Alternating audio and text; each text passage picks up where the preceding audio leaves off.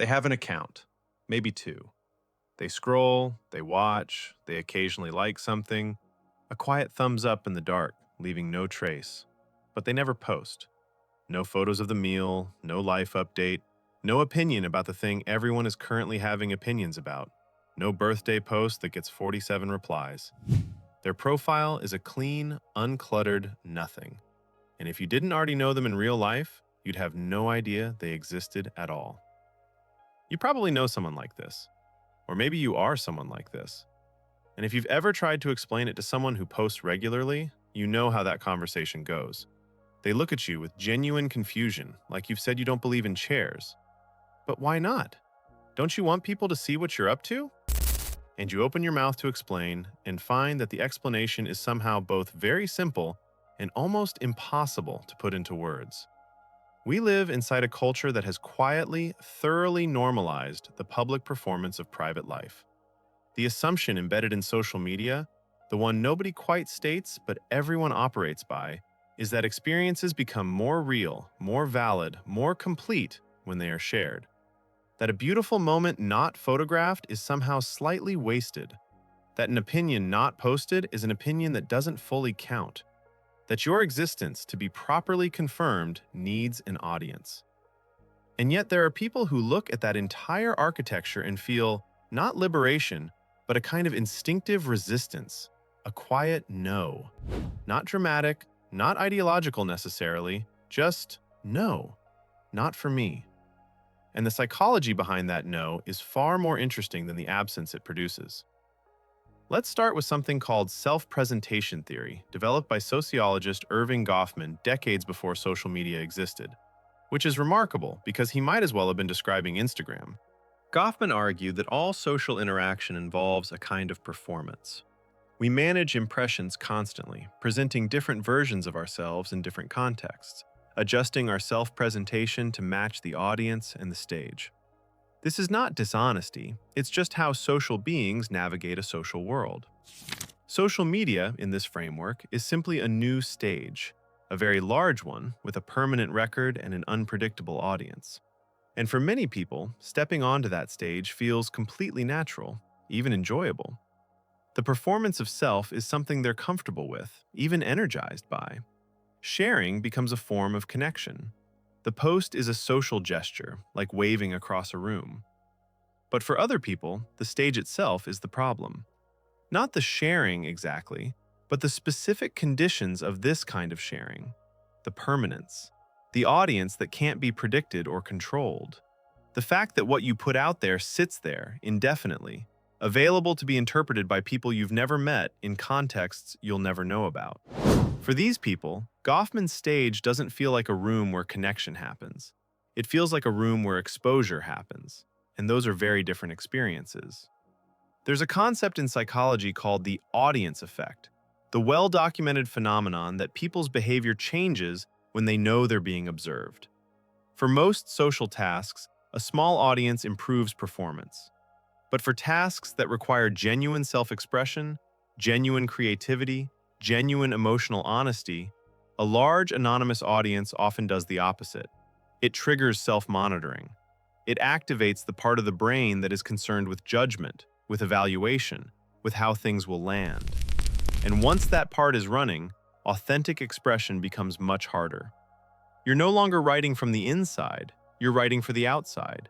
And something essential shifts in the process. People who don't post are often acutely sensitive to this shift. They're aware, sometimes consciously, sometimes just as a felt sense, that the moment they frame an experience for public consumption, the experience itself changes. The meal stops being a meal and becomes content. The trip stops being a trip and becomes a narrative to be curated. The feeling stops being a feeling and becomes a caption. And for certain kinds of minds, that transformation feels like a loss rather than a gain. The thing itself was enough. Making it a post makes it into something else, something slightly less theirs. This connects to a deeper psychological trait that researchers have identified in consistent non-posters, a higher than average need for what's called privacy as control. This isn't the same as secrecy. It's not about having things to hide. It's about the fundamental psychological comfort of being the one who decides what is shared, with whom, in what context, at what time. For people with a strong privacy orientation, the loss of that control, inherent in any public post, produces a discomfort that isn't necessarily rational, but is entirely real. It feels like something being taken, even if you're technically the one doing the taking. Researchers in information privacy have found that this orientation is associated with higher scores in introversion and conscientiousness, and with a tendency to process information more deeply and carefully before acting on it. These are not anxious, avoidant people necessarily. They're often people who simply think more carefully about what they put into the world, and for whom the default public nature of social media feels fundamentally misaligned with how they move through their lives. There's also the question of validation, and this is where it gets psychologically interesting in a slightly uncomfortable way. One of the core reinforcement mechanisms of social media is the metric system. Likes, comments, shares, the small dopamine hits that the platform delivers when the audience responds. For frequent posters, this feedback loop becomes part of the experience of sharing. The post and the response become almost inseparable. You shared something and people reacted, and that completed some kind of circuit. But for people who have a strong internal locus of control, who derive their sense of worth and validation primarily from internal sources rather than external ones, that external metric system doesn't just fail to attract, it actively repels. The idea of putting something you genuinely care about into a space where it will be quantified, where its worth will be measured in a number, feels reductive in a way that's almost visceral.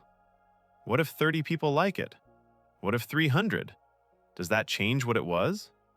And if the answer is no, then what exactly is the point of the exercise? People with strong internal validation systems are often the people who look at a post with 10,000 likes and feel genuinely unmoved. Not envious, not dismissive, just unmoved. The metric doesn't mean what it seems to mean to the people for whom it means something. And posting into a system whose primary feedback language is a number that you don't find meaningful is, when you think about it, a completely coherent thing to opt out of. Then there is something subtler, and I think truer for more people than they'd readily admit. Posting requires a particular kind of confidence that has nothing to do with social confidence in the traditional sense. It requires the confidence to occupy space, to say implicitly, my life, my thoughts, my face, my lunch, my opinion, these are worth the attention of anyone who happens to scroll past them. That is not a grandiose claim, exactly, but it's not a small one either. And for people who have a complicated relationship with that claim, who wonder privately whether they are interesting enough, whether their life is presentable enough, whether their opinions are worth broadcasting, the blank posting interface is not an invitation. It's a question they don't know how to answer. And not answering feels easier than answering wrong. This isn't quite imposter syndrome, though it rhymes with it. It's more like a specific social hesitation around public self-assertion, around saying, I am here, and this is me, and you should look. Some people find that easy. Some people find it one of the most psychologically loaded things they can imagine doing. And in a culture that frames posting as effortless and natural, the people for whom it isn't can end up feeling vaguely defective rather than just differently calibrated. Here's the reframe I want to offer. The people who never post are not, as a group, people who have nothing to say. They are very often people with a great deal to say, but a strong internal filter about the conditions under which saying it feels right. They're not absent from culture, they're just selective about the arenas in which they participate. They tend to know their own minds. They tend to value what they experience more than how they appear to experience it. And they tend to have a relationship with their own private life that is, in some ways, more spacious and more fully inhabited than the lives of people who are always partially narrating it for an audience. There's something quietly countercultural about refusing to perform your existence. In an attention economy that runs on visibility, choosing not to be visible is its own kind of statement, even if you never intended it as one.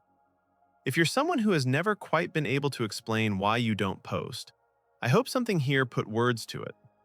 And if you have a non-poster in your life who you've never quite understood, maybe this helps. Drop a comment if you want to talk about it, anonymously, of course, no posting required.